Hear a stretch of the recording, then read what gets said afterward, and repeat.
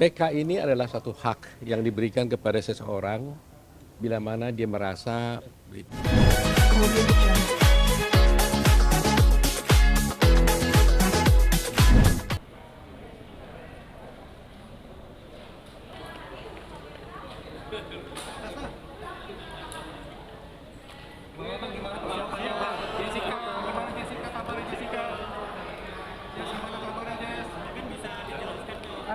Ini kan peninjauan kembali ya pendaftaran.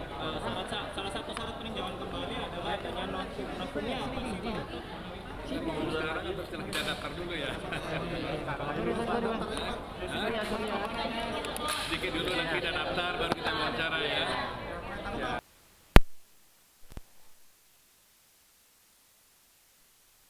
datang ke Pengadilan Negeri Jakarta Pusat ini untuk mendaftarkan permohonan peninjauan kembali atas putusan Mahkamah Agung yang telah dijatuhkan kepada Jessica.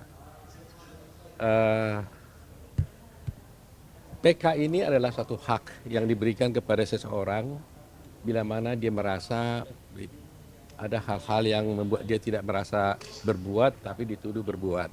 Gitu. Jadi hari ini kita datang dan Jessica juga hadir di sini dan terus terang aja memang ini tidak mudah bagi kami karena bagaimanapun dia kan sudah dibebaskan dengan cara BB. Diskusi kami panjang apakah perlu mengajukan PK atau tidak.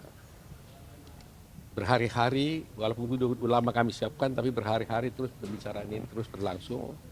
Tetapi Jessica tetap mengatakan saya tidak melakukan perbuatan itu sehingga sekecil apapun kesempatan yang diberikan oleh undang-undang kepada saya harus melakukan upaya hukum terhadap itu. Dia bilang. Nah kebetulan kita kan menemukan bukti-bukti baru, ya ada novum, ya ada novum dan juga ada kekeliruan hakim. Tapi mungkin supaya saya lebih bebas dan lebih tepat menjelaskannya nanti, izinkan kami dulu mendaftarkan dulu PK ini. Setelah itu nanti kami akan jelaskan detail-detail apa yang menjadi dasar permohonan PK ini. Berarti begitu ya? tujuan PK ini agar status terpidana atau narapidana itu hilang sama sekali gitu. Ya, meskipun dia di dalam, sudah di luar, tetapi kan dia merasakan tidak melakukan perbuatan itu. Jadi dia ingin mengatakan bahwa kalau boleh Mahkamah Agung menyatakan dia tidak bersalah, itu aja. Tidak ada sebenarnya tuntutan lain daripada itu.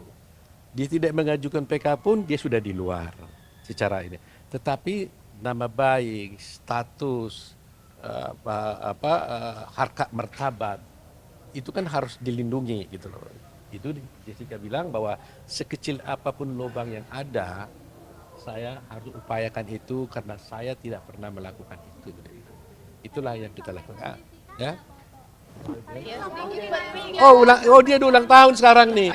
Hari ini ulang tahun. Ini tadi ya. Ini ya. Dia bawa kue tadi ya. Iya, makasih semuanya udah datang. Makasih. Biar saya sama pengacara semuanya daftar dulu ya. Nanti kita ngobrol lagi. Ulang tahun ya. Siapaan? Enggak. Saya nggak berbuat apa-apa, semua pengacara yang siapin. Nanti mau diwawancara ya Mbak ya habis ini ya. Boleh. Habis ini kita wawancara dah. Habis daftar ya. Dia tadi bilang dia kan masih susah sama wawancara. Saya bilang nggak apa-apa, jelaskan apa yang ada dah. Baik-baik kok wartawannya semua ada bilang. Ya kan baik-baik semua kan? Ulang tahun Jessica.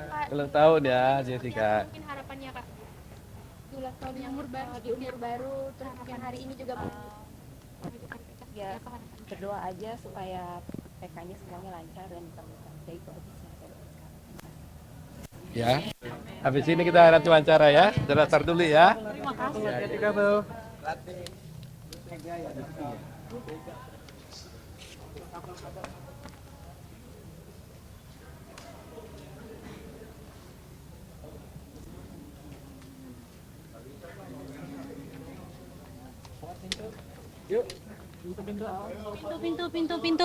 Pintu. Stop.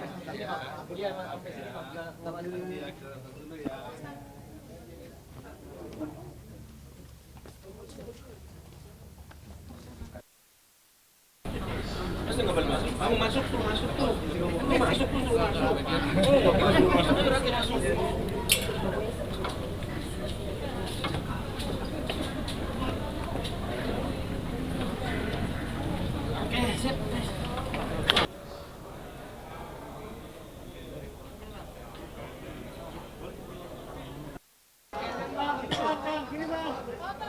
Di sini foto.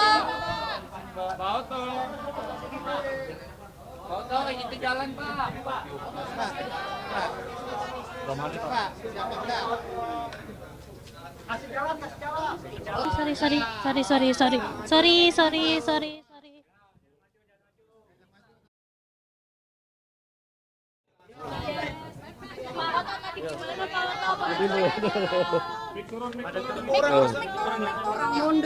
Yuk, teman, sini mas dulu. Biar saya timnya lengkap dulu. Sini kamu.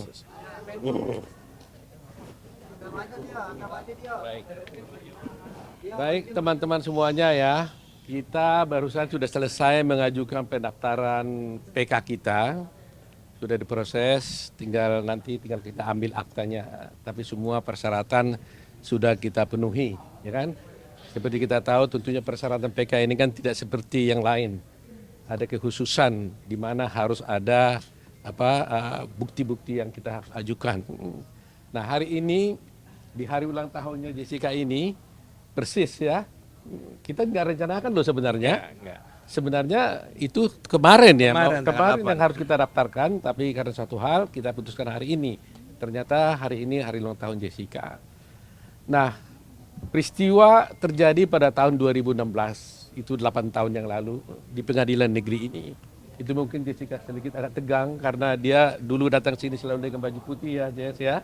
Dengan baju putih, dia bilang tadi saya waktu di mobil, dia bilang, waduh Om gimana, ini 28 tahun yang lalu saya agak sedikit trauma juga lihat pengadilan katanya. Tapi saya bilang kan suasananya kan berbeda. Dulu kan Anda dalam posisi ditahan, hari ini dalam posisi sudah bebas. Nah, seperti yang saya katakan tadi, kita memang menghadapi suatu pergumulan serius sebenarnya tentang rencana PK ini. Karena apa? Karena faktanya kan Jessica kan sudah di luar, sudah tidak ditahan lagi. Sehingga secara badan, secara jasmani dia sudah bebas. Tetapi rupanya Jessica tetap mengatakan bahwa selama masih ada kesempatan yang diberikan oleh undang-undang atau hukum kepada saya untuk mengajukan PK, saya akan gunakan kesempatan itu, dia bilang. Nah, hari ini kita gunakan kesempatan itu karena ingin dia membuktikan dia tidak merasa melakukan perbuatan, tapi faktanya kan dia dihukum. Kami sebagai lawyer tetap menghormati. Apapun putusan hakim kami hormati, tetapi karena ada hak untuk mengajukan PK, hak ini kita gunakan. Mudah-mudahan Mahkamah Agung nanti akan mempertimbangkannya dengan baik. Alasan PK kami ini ada beberapa hal. Pertama ada novum. Kedua ada kekhilafan hakim. Ya, kekhilafan hakim di dalam menangani perkara ini. Nah, tentu Anda bertanya, apa novum yang kami gunakan? Novum yang kami gunakan itu adalah berupa satu buah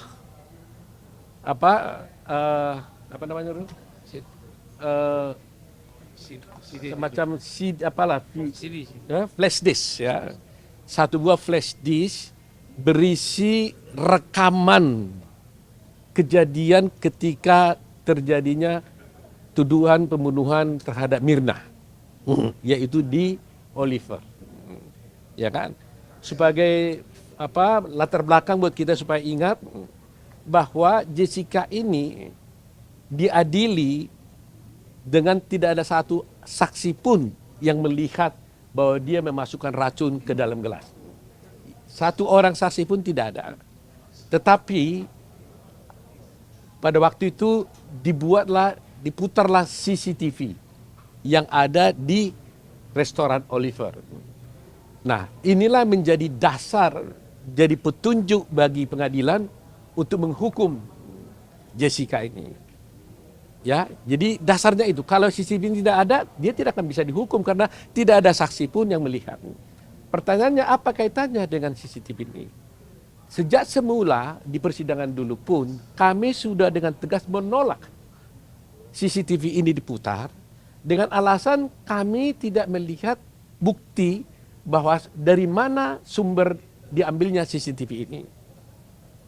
Tidak ada dokumen atau bukti yang mengatakan ini diambil dari dan dengan cara yang sah. Tidak diambil oleh penyidik, tidak diambil oleh pihak kepolisian, tapi muncul tiba-tiba CCTV ada di sana. Bahkan dekodernya tempat CCTV adanya, itu waktu kami minta diperiksa pun dalam keadaan kosong. Nah, atas dasar itu kami melihat ternyata pas suatu peristiwa ada suatu tayangan CCTV itu ada dimiliki oleh seorang bernama siapa bapaknya? Dermawan Salihin. Darul Salihin ini adalah ayahnya Mirna. Dia waktu itu di TV One ketika wawancara dengan Karni Elia, dia mengeluarkan CCTV ini. Dia mengatakan bahwa ini adalah CCTV yang ada di Oliver dan tidak pernah ditayangkan di persidangan. Dan ini disimpan sama dia. Artinya berarti seluruh rangkaian CCTV itu sudah terpotong-potong. Tidak utuh lagi pasalnya. Kalau ada pokoknya rekaman dari jam 6 sampai jam 6, ada yang hilang di dalamnya. Nah, salah satu diantaranya adalah yang diambil oleh bapaknya, yang itu Dermawan Salihin. Dan kami beruntung dan terima kasih kepada TV One, Pak Karni Elia, kami diberikan bukti ini secara resmi. Dan inilah yang kemudian kami analisa. Jadi pertama, tanpa melihat isinya pun sebenarnya kita sudah dapat simpulkan bahwa berarti rekaman CCTV yang diputar di pengadilan ini sudah tidak lengkap lagi. Kalau sudah ada yang terambil secara tidak sah, berarti potensi yang lain pun sudah ada mungkin yang diambil. Jadi tidak lagi tersambung, ada yang terputus. Nah, atas dasar ini kami analisalah semua fakta-fakta ini. Nah, kemudian seperti kita katakan, novum itu kan suatu fakta yang sebenarnya sudah ada pada waktu itu, pada waktu sidang dulu, tetapi kami tidak temukan. Itu prinsip novum. Nah, tadi saya katakan tadi ada CCTV, rekaman CCTV yang diambil dari Oliver dan tidak pernah diputar di dalam persidangan. Sehingga menjadikan semua perkara ini menjadi absurd. Gitu. Nah, kedua, akhirnya kami menyelidiki lagi. Kami menemukan dan menggunakan ahli. Terus terang aja kami menggunakan ahli itu Rizwan Syanifar. Kami selalu mengatakan ternyata CCTV yang diputar di persidangan ini, kami katakan ada dugaan rekayasa. Rizwan Syanifar tidak mau mengatakan dugaan, dia mengatakan itu rekayasa. Tapi karena dia ahlinya, dia harus membuktikan itu. Kami masih tetap mengatakan ada dugaan rekayasa. Bagaimana dugaan rekayasa yang bisa terjadi adalah begini, bahwa ada dulu di sana itu ada dua ahli yang diajukan oleh pihak penyidik, di pihak kejaksaan. Namanya satu Christopher, satu lagi Nuh. Ya kan? Nah, di sini ada saya, supaya jangan salah. Jadi ada di CCTV, jadi kita lihat ya, CCTV ini karena tidak ada saksi yang melihat, maka dia memutar CCTV. Khususnya fokusnya itu di meja 54 tempatnya Jessica minum dan duduk waktu itu minum. Nah, adalah di sana itu namanya CCTV 7. Ya, kan banyak sekali CCTV. Kita bicara dengan CCTV 7. Di bab Christopher mengatakan bahwa sebenarnya CCTV yang dia lihat itu adalah high definition. Maksudnya standarnya tinggi. Bahkan dikatakan itu 1920 kali 180 pixel. Itu yang dari Christopher. Tetapi apa yang terjadi di keterangannya Nuh, dan ini yang kita lihat diputar di ya Nurul ya, mana Nurul? Diputar di persidangan itu sudah berubah. Sudah menjadi standar definition. Artinya kualitasnya menurun. Yang tadinya 1920 tinggal separuh menjadi 960 kali 576 pixel. Apa yang terjadi dengan ini? Jadi bayangkan aja kualitasnya sebenarnya high definition, tapi ditayangkan itu sudah berubah menjadi standard definition sehingga kabur. Disinilah mulai terjadi, karena kekaburan ini akhirnya kan hakim jadi nggak bisa melihat yang sebenarnya, dituntunlah. Ya ini kan, inilah yang dipersoalkan di sana pada waktu itu. Ada yang mengatakan Jessica memindahkan centerpiece, ya di meja. Jessica memindahkan paper bag. Jadi sejalan Jessica mengambil sesuatu dari tas, masukkan ke gelas, ya. Dan kemudian paper bag memindahkan paper bag dari kursi dan sebagainya. Inilah yang menjadi ditayangkan seakan karena kekaburan ini nggak ada yang tahu. Apa yang sesungguhnya yang terjadi lagi? Nah akhirnya ahli nun cerita.